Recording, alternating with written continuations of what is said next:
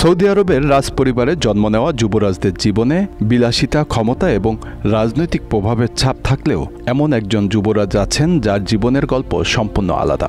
যুবরাজ আল ওয়ালিদ বিন খালেদ বিন তালাত, যিনি গত ১৯ বছর ধরে ঘুমিয়ে আছেন, যাকে ঘুমন্ত যুবরাজও বলা হয়। তার অবস্থা এখন পর্যন্ত সমগ্র বিশ্বকে হতবাক করে দিয়েছে। কিন্তু কেন? তার ঘুমিয়ে থাকার রহস্যই বাকি।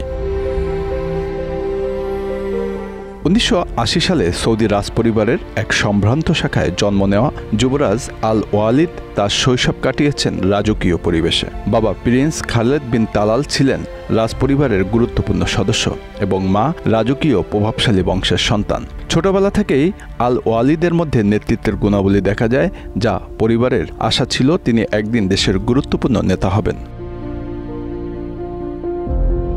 ২০০৫ সালে মাত্র ২২ বছর বয়সে যুবরাজ আল ওয়ালিদের জীবন এক চরম দুর্ঘটনায় বদলে যায়। গাড়ি দুর্ঘটনায় গুরুতর আহত হন তিনি।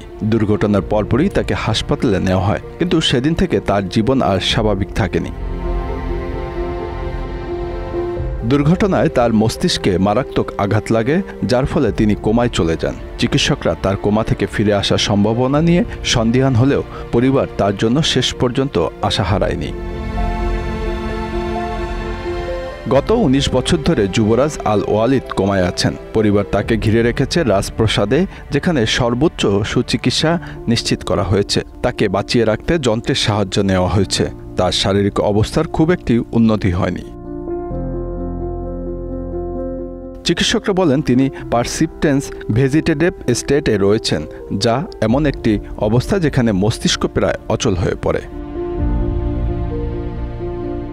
যদিও চিকিৎসা বিজ্ঞানে তার ফেরার সম্ভাবনা ক্ষীণ মনে করে, তার পরিবার কখনো হাল ছাড়েনি, বিশেষ করে তার বাবা প্রিন্স খালিদ বিন তালাল, যিনি সবসময় তার ছেলেকে এই অবস্থায় রেখেও গভীর ভালোবাসা প্রকাশ করেছেন। প্রতিদিনই তিনি তার ছেলের বিছানার পাশে এসে প্রার্থনা করেন, কথা বলেন এবং আশা করেন যে একদিন তার ছেলে ফিরে আসবে।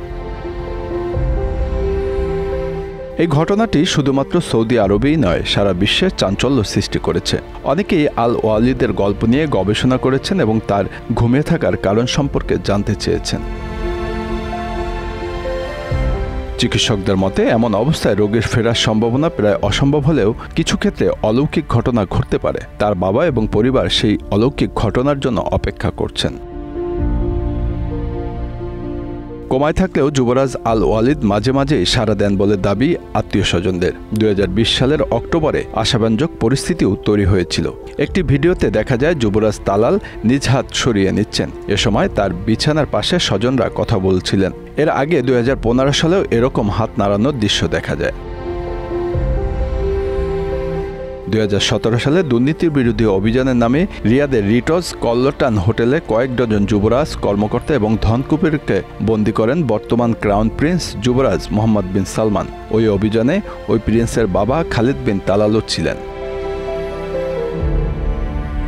Bangla affairs news desk.